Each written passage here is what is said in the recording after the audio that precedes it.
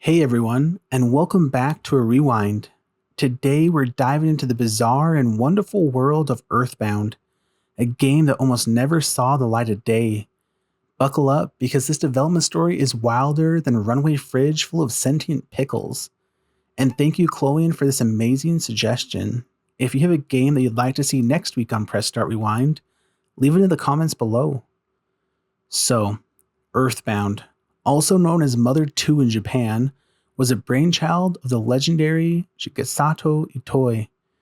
This guy wasn't your average game developer. He was a writer, a musician, an advertiser, basically a whirlwind of creativity. He envisioned EarthBound as a quirky RPG adventure where you, a young Ness, battle enemies with a baseball bat and psychic powers. Sounds pretty epic, right? Well, epic is one way to put it. Development was a 5-year roller coaster.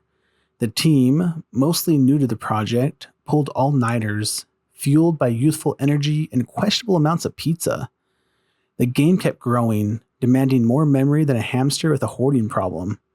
They even had to ditch their initial 8 megabit cartridge for a whopping 24 megabit one. That's a lot of megabytes for a world full of singing crickets and crying statues. Things got so hairy that cancellation loomed large. Enter Satoru Iwata, a programming whiz who would later become Nintendo's beloved president.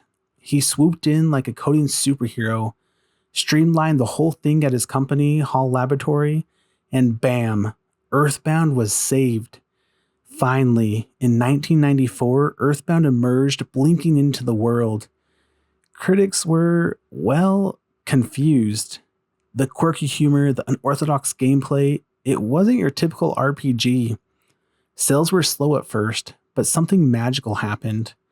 A cult following began to grow. Fans loved the game's charm, its emotional depth hidden beneath its wacky exterior. EarthBound became a sleeper hit, a champion of the weird and wonderful. And guess what?